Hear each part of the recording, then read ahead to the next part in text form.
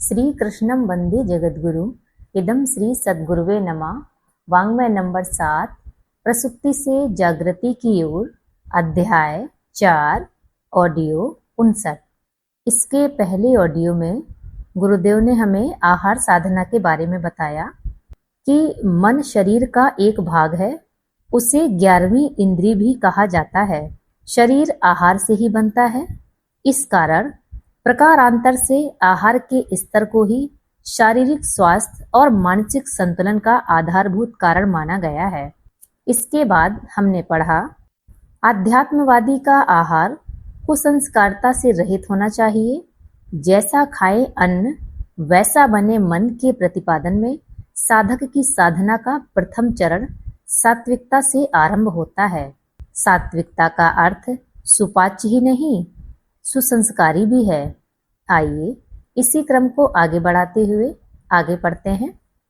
आज का हेडिंग है साधना के उपयुक्त सतोगुणी आहार।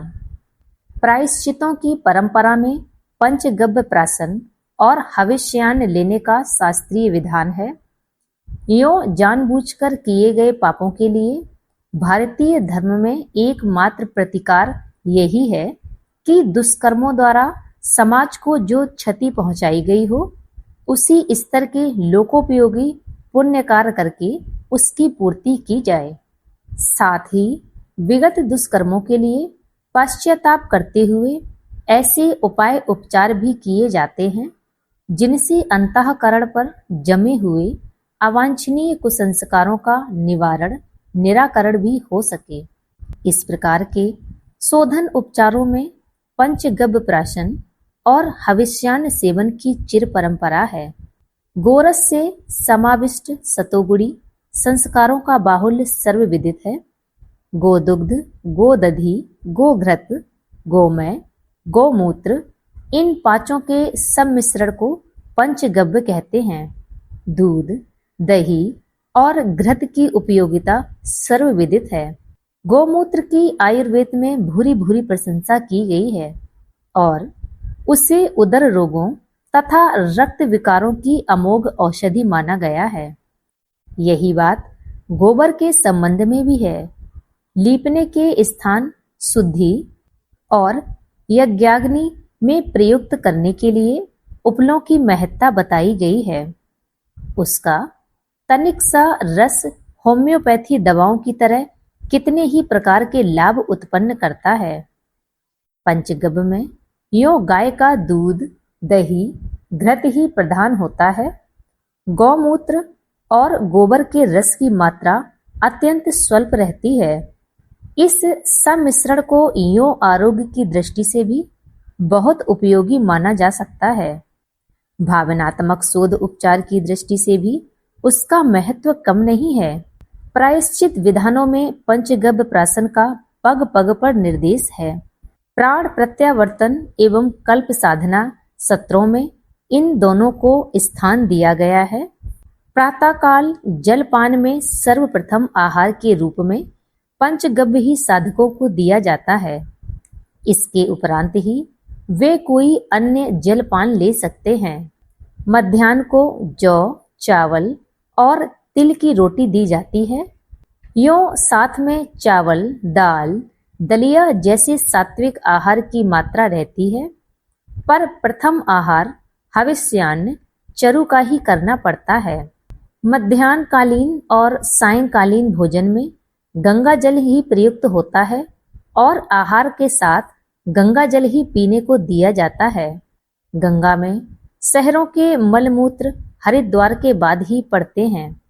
इससे ऊपर के जल में अभी गंदगी पड़ना शुरू नहीं हुआ है, इसलिए स्वभावतः उसमें गंगा जल की भौतिक विशेषताएं बनी रहती हैं।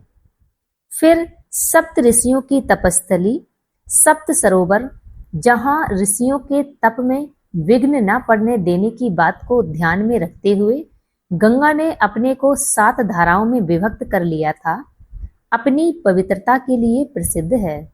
शांति कुंज का आश्रम इस पवित्रता को स्थान में रखते हुए ही बनाया गया है।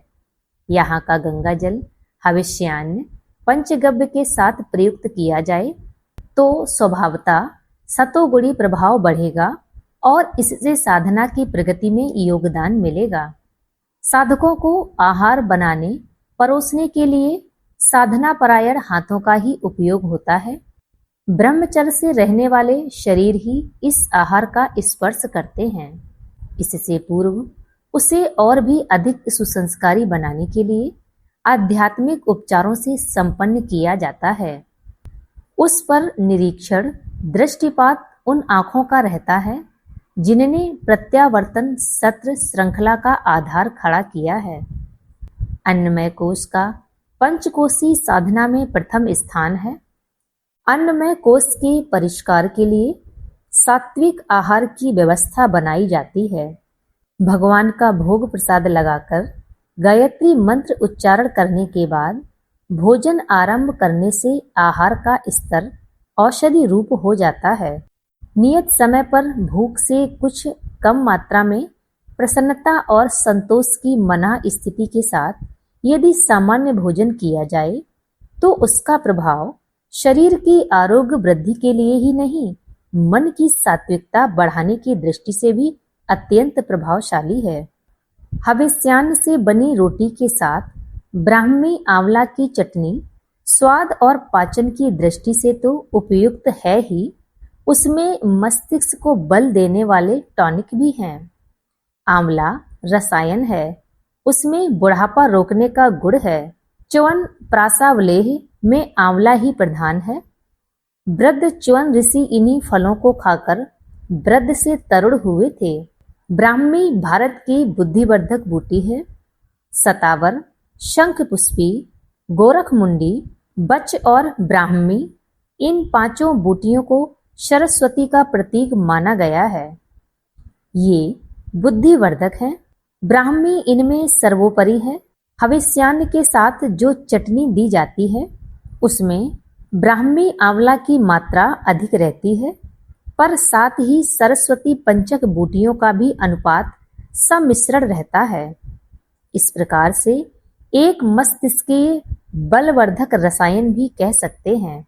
ब्राह्मी आंवला से बना हुआ तेल बालों को काला करता है, उनकी जड़ें मजबूत बनाता है। इससे स्पष्ट है कि यह औषधि मस्तिष्क को कितना बल पहुंचाती है। स्मरण शक्ति बढ़ाने और बुद्धि की बढ़ोतरी करने की दृष्टि से उपयुक्त यह वनस्पति भारत भूमि की अनुपम देन है। इसकी तुलना की औषधियां कदाचित ही अन्यत्र मिलती हों। आयुर्वेद शास्त्र में आंवले की भूरी भूरी प्रशंसा की गई है। उसमें जितने उच्च कोटि के विटामिन होते हैं उतने शायद ही अन्य किसी फल में पाए जाते हों। कल्प एवं प्रत्यावर्तन सत्र में आने वाले साधकों को यों हविष्यान्न रोटी के साथ दी जाने वाली यह चटनी स्वास्थ्य की दृष्टि से भी एक महत्वपूर्ण रसायन आहार है, पर उसका मुख्य लाभ अंतःकरण चतुष्टय से संबंधित मन, बुद्धि, चित्त, अहंकार का स्तर तमोगुण रजोगुण की भूमिका से ऊंचा उठाकर सतोगुणी स्तर तक पहुंचाता है। आहार का विश्लेषण मात्र शरीर के लिए लाभदायक हानिकारक समझकर ही नहीं करना चाहिए, वरन यह भी देखना चाहिए कि उसका मन और बुद्धि पर क्या प्रभाव पड़ता है। अन्न का मन से संबंध सुनिश्चित है। साधना का प्राण सात्विक आहार है। कहना ना होगा कि इस तथ्य का इन सत्रों में पूरा पूरा ध्यान रखा गया है। पंचगव्य, हविष्यान्न, आंवला कल्क का त्रिविध संयोग इसी दृष्टि से है।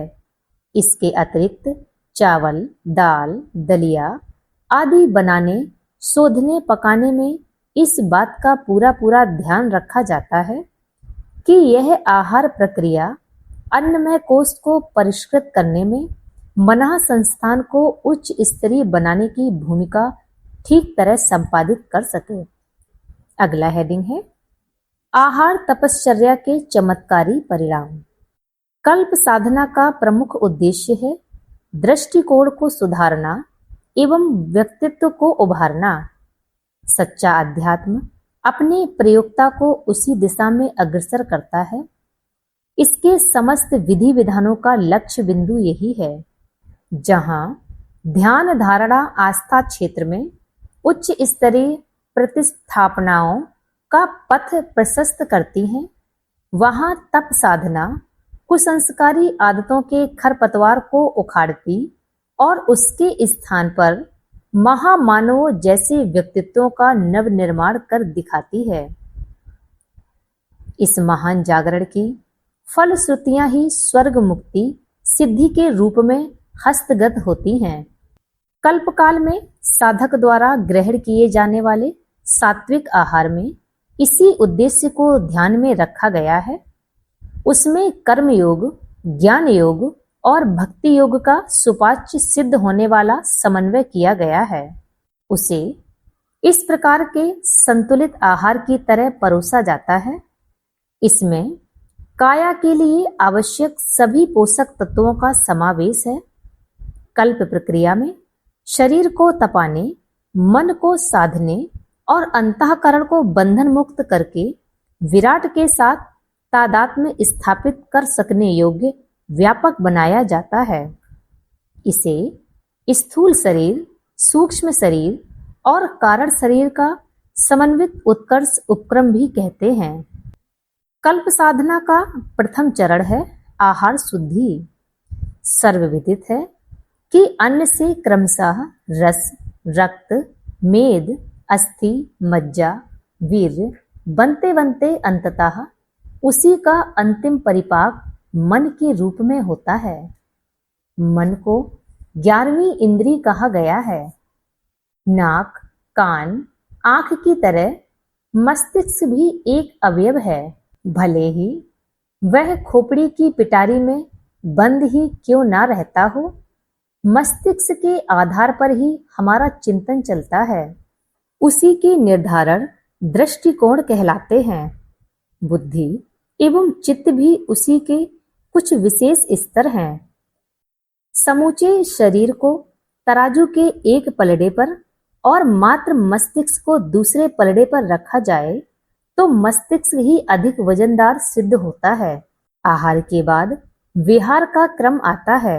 विहार अर्थात दिनचर्या, निर्वाह क्रम में बढ़ता जाने वाला अभ्यास। कल्प साधना का दूसरा चरण यही है। आश्रम में दिनचर्या निर्धारित है। घड़ी की सुई की तरह नियमितता बरतने, हर काम समय पर करने में जागरूकता बरतने के लिए प्रत्येक साधक को बाध्य किया जाता है। आलस्य प्रमाद के लिए कहीं कोई गुंजाइश नहीं। सैनिकों की तरह चुस्ती, मुस्तैदी और फुर्ती अपनानी पड़ती है। नियत समय पर निर्धारित क्रम अपनाने के लिए हर किसी पर अंकुश रखा जाता है। अस्त व्यस्त रहने की आदतों से ग्रस्तों को प्यार से लेकर आंखें तरेरने के दबाव दिए जाते हैं और कहा जाता है कि आपको यहाँ सर्कस के कलाकार प्राणियों की तरह अपने आप को सुगठित बनाना है। इसलिए पिछली अनगढ़ आदतों को इच्छा या अनिच्छा से छोड़ना ही चाहिए।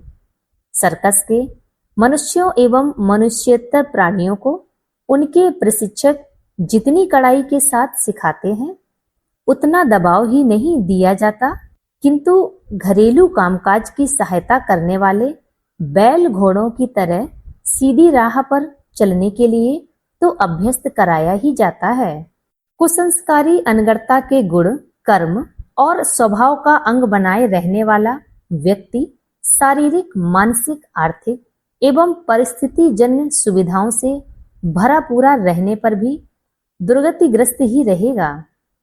उसका भविष्य भी चमकने वाला नहीं है।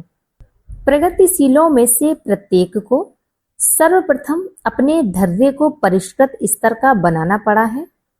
मना स्थिति बदलनी पड़ी है। इसके उपरांत ही परिस्थितियों ने करवट बदली है।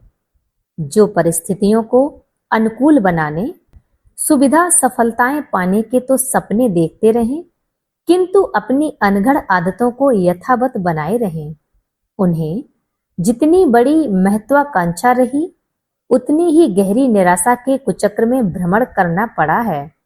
विहार के क्रम में यहाँ की नियमित दिनचर्या के अनुसार साधकों को प्रातः 3:30 पर उठना पड़ता है। जागरण की घंटी यहाँ छावनी में बजने वाले बिगुल की तरह मानी जाती है, जिसके निर्देश पर सभी को बिस्तर छोड़ देना चाहिए। शौचालय, स्नान घर इतने हैं कि किसी को प्रतीक्षा न करनी पड़े और 200 शिक्षार्थी 1 घंटे में उस नित्य कर्म से निपट लें। इसके बाद प्रातःकालीन साधना का क्रम 1 घंटा चलता है। अखंड दीप के दर्शन, औषधि कल्प पेय की 1 प्याली, प्रज्ञा पेय का 1 कप, इतना प्रसाद ग्रहण करने के इस कृत्य में प्रायः आधा घंटा लग जाता है। इसके उपरांत 6 से 8 तक साधना क्रम चलता है। इसी बीच यज्ञ में सम्मिलित होने की अपनी पारी भी निपट जाती है। इस प्रकार 8 बज जाते हैं। इसके बाद 1 घंटे का स्वाध्याय चलता है। इसमें आत्मशोधन, आत्म परिष्कार और भविष्य निर्माण के तत्व जुड़े रहते हैं। किसे क्या पढ़ना चाहिए, इसका क्रम भी आहार उपचार की तरह आरंभ से ही निर्धारित कर दिया जाता है। सभी के पास पुस्तकें पहुंचती हैं और वापस ली जाती हैं। यह व्यवस्था आश्रम की ओर से है। जिन्हें सुविधा है वे इच्छित पुस्तकें खरीद भी सकते हैं। 9 बजे भोजन क्रम। अपने पके हुए अमृतासन की भगोनी माता जी से लेकर वापस आते हैं और अपने अपने कमरों में उसे खाते हैं। इस प्रकार 10 बज जाते हैं। 10 से 12 बजे तक यों घोषित रूप से विश्राम का समय है, पर वस्तुतः उसे चिंतन मनन का समय कहना चाहिए। यह बिस्तर पर पड़े पड़े भी हो सकता है। हर साधक का निवास स्वतंत्र कमरे में रहता है। पति पत्नी साथ हैं तो भी उन्हें पृथक पृथक कमरों में रहना पड़ता है। यह व्यवस्था इसीलिए बनी है कि साधना, स्वाध्याय, चिंतन, मनन में दूसरे के साथ रहने से किसी प्रकार का विक्षेप न हो। प्रातः काल की नादयोग साधना और अपने कमरे में मार्गदर्शक का नियमित प्रवचन उद्बोधन सुनने का लाभ भी एकांत में एकाग्र होने पर ही मिलता है। इसलिए ही साधकों को एक कमरा दिया जाता है, भले ही वह साइज में 10 बाई 10 का क्यों ना हो। प्रातः जो प्रज्ञा पेय मिलता है उसे जड़ी बूटियों की बनी स्वादिष्ट, साथ ही अधिक गुणकारी चाय कहा जा सकता है। वस्तुतः यह क्वाथ है। इसमें चाय का अंश नाम मात्र को भी नहीं है। यह सभी को प्रातः 5:30 पर उपलब्ध होती है। प्रत्येक साधक का उसकी शारीरिक मानसिक स्थिति के अनुरूप दिव्य औषधि में से एक का जड़ी बूटी कल्प निर्धारण कर दिया जाता है। महीने में प्रायः प्रतिदिन 50 ग्राम निर्धारित औषधि का कल्प कराया जाता है। प्रज्ञा पेय के पूर्व यह घुटी पिसी स्थिति में हर साधक को मिलता है। दोनों की ही व्यवस्था दैनिक यज्ञ की तरह आश्रम की ओर से हर साधक के लिए बिना मूल्य के की जाती है। सायंकाल साधक गंगा दर्शन के लिए जाते हैं तो अपनी अपनी सुराही में गंगा जल भर के लाते हैं, जिसका सेवन वे 24 घंटे करते हैं। कल्पकाल की अवधि में प्रारंभिक और अंतिम दिनों में क्या क्या शारीरिक एवं मानसिक परिवर्तन साधकों में होते हैं, इसका विश्लेषण ब्रह्म वर्चस्व शोध संस्थान के निष्णात चिकित्सकों द्वारा बराबर किया जाता है। माह में लगभग 4 बार उन्हें जांच पड़ताल के लिए गंगा तट अवस्थित शोध संस्थान जाना पड़ता है। आदि, मध्य और अंत में हुए परिवर्तनों को देखकर यह पता चलता है कि आहार, औषधि, साधना, प्रायश्चित, एकांतवास, मनन चिंतन, संयम तपश्चर्या आदि से किसकी शारीरिक मानसिक स्थिति में क्या अंतर पड़ा। पिछले साधना सत्रों में अधिकाधिक साधक सात्विक आहार की फलश्रुति अपने जीवन क्रम में प्रत्यक्ष देख कर गए।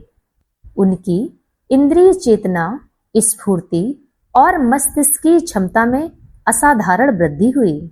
शांति कुंज में गंगा की गोद, हिमालय की छाया, प्रचंड प्राण ऊर्जा का सानिध्य, मर्मज्ञों का मार्गदर्शन, दिव्य चेतना से भरा पूरा वातावरण, यह सभी मिलजुल कर ऐसा माहौल बनता है जिसमें रहकर कोई व्यक्ति बिना किसी साधना के भी अपनी अस्त व्यस्तता से मुक्ति पा सकता है।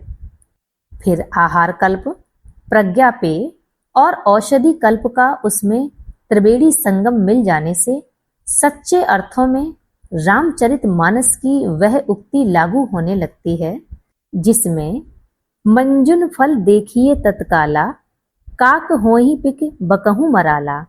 आकृति ना बदलते हुए भी प्रकृति बदल जाने की पूरी पूरी संभावना हो सकती है।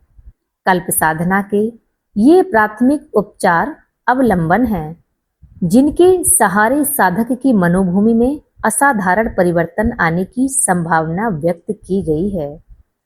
आज के लिए इतना ही। सभी को प्रणाम। 21वीं सदी उज्जवल भविष्य। भारत माता की जय। वंदे मातरम। वाङ्मय अथवा साहित्य, शब्द विचार और भावना का दिव्य संग्रह। परम पूज्य गुरुदेव पंडित श्री राम शर्मा आचार्य जी की इस धरोहर को ऑडियो रूप में सुनने के लिए चैनल को लाइक करें, सब्सक्राइब करें और नोटिफिकेशन को ऑन रखें और गुरुवाणी को जन जन तक पहुंचाएं। हृदय से आभार।